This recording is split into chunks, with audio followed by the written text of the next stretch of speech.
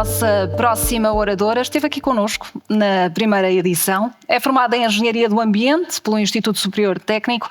Entre 2019 e 2022 foi Secretária de Estado do Ambiente e adjunta do Ministro do Ambiente e Transição Energética.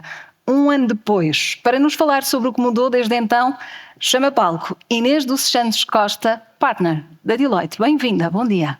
Um aplauso, por favor.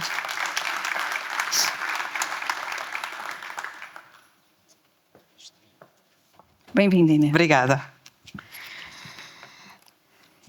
Bom, primeiro que tudo, em representação da Deloitte e como Knowledge Partner deste evento, eu quero agradecer ao BPI e ao Grupo Empresa por trazer este tema uma vez mais à discussão pública, e faz de facto um ano que nos reunimos para debater e conhecer os desafios ligados à gestão da água.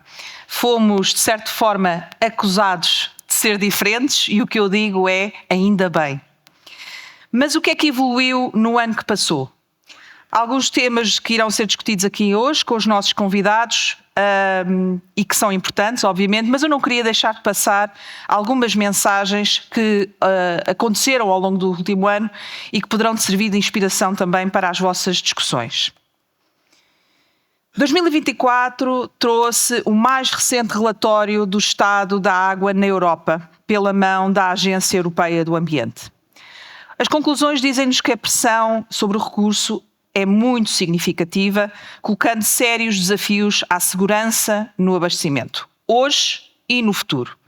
Apenas 37% das águas superficiais europeias estão num bom estado ecológico e 29% num bom estado químico.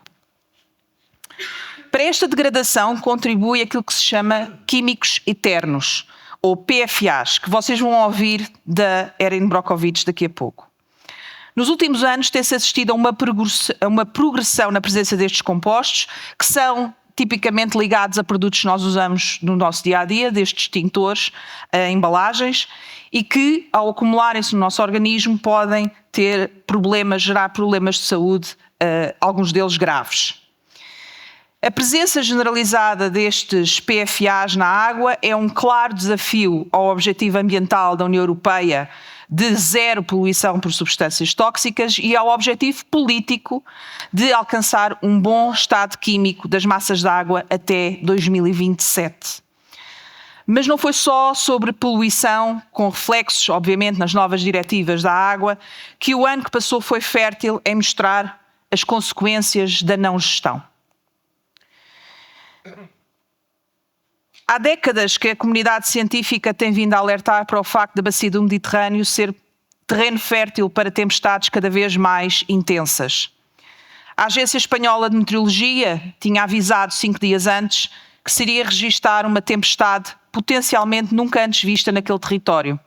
E 12 horas antes dos avisos do município, a agência voltou a indicar que a situação estava no mais alto nível de risco. Nessa noite, quando os avisos oficiais chegaram, foi tarde. Mais de metade dos falecidos estavam em casa ou em garagens e foram surpreendidos pela cheia repentina. Além da perda de vidas humanas, outras vidas foram tocadas pelo evento de Valência, pelos efeitos de anos de pouca preparação e investimento na adaptação do território. A fatura, quando chega, é pesada para o comércio, para as infraestruturas, para as comunidades, para a agricultura. E neste caso, levou a um decréscimo substancial da atividade económica da região, uma queda de entre 10 a 20 pontos percentuais, sem contar com os impactos indiretos das externalidades a longo prazo. Alemanha, Áustria, Chequia, Polónia, Itália, Luxemburgo foram apenas alguns dos países que no último ano viveram o impacto destes eventos extremos, das secas às cheias, da deterioração da qualidade da água, exacerbados pelas alterações climáticas e que começa a demonstrar um impacto significativo na saúde das pessoas, além dos impactos económicos. De acordo com o Observatório Mundial da Água, o custo global de todos estes impactos ascende a mais de 500 mil milhões de euros só no ano de 2024. E por cá? O outono e o inverno têm sido chuvosos e, uma vez mais, descansamos. Mas os riscos não se esbatem por alguns meses de chuva. Pelo contrário, as exposições a anos sucessivos de seca extrema tornam os nossos solos menos preparados para suster eventos extremos de precipitação, acoplados a medidas de adaptação do território, sobretudo em ambiente urbano, que tardam a acontecer e a serem considerados seriamente. É isso que nos diz o Tribunal de Contas Europeu, no seu relatório, também de 2024, sobre a adaptação às alterações climáticas. Os Estados-membros usam dados científicos desatualizados nas suas estratégias, com prioridades contraditórias, como seja, por exemplo, o aumento das áreas regadas versus a necessidade de redução do consumo da água. E é por isso que a gestão dos recursos hídricos permanece como um ponto fundamental na agenda do Governo, que estabeleceu o projeto Água que Une, para delinear um plano para o futuro próximo, centrando-se na criação de infraestruturas que mitiguem os efeitos da diminuição da quantidade de água em Portugal.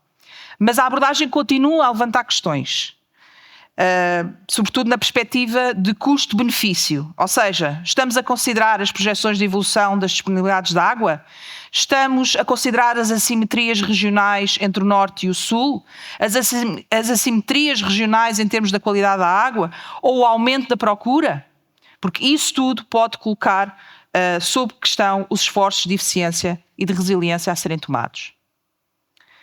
2024 foi também o ano que Portugal e Espanha delinearam o novo acordo para águas partilhadas, esperando que com esta nova aproximação se possa sanar as inconsistências que se acumularam ao longo dos anos, para finalmente começarmos a questionar como pensar e planear o território num cenário em que a perda de valor comercial pode chegar aos 10%.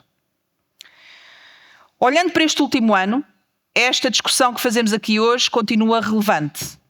Como disse o professor Professor Oliveira, a água pode e deve ser um fator aglutinador de discussão económica e política, mas nunca ideológica. Temos de perceber quais são os custos das decisões e das não decisões, já agora, para lá do PNL, e perceber que externalidades são esperadas e qual o seu custo, porque o preço da água nunca será equivalente ao seu valor. Mas quero terminar com um exemplo inspirador e que nos pode levar a redefinir esse valor que atribuímos aos nossos ecossistemas. Na Chequia, um projeto de uma barragem de 1,2 milhões de euros, que tinha como objetivo mitigar efeitos de cheia, subitamente deixou de ser um tema que se arrastava desde 2018 entre licenças e estudos. Antes do início da construção, uma família de castores tomou a iniciativa. Construíram uma rede de barragens e canais, duplicando a área úmida prevista e atingindo os objetivos do projeto sem custo para o contribuinte. Este exemplo serve como um poderoso abre-olhos que, ao investir no capital natural e na biodiversidade, pode produzir retornos significativos. A proteção do recurso, a redução de impactos, a superação de um desafio de engenharia, a poupança para o contribuinte, as mais-valias para as empresas.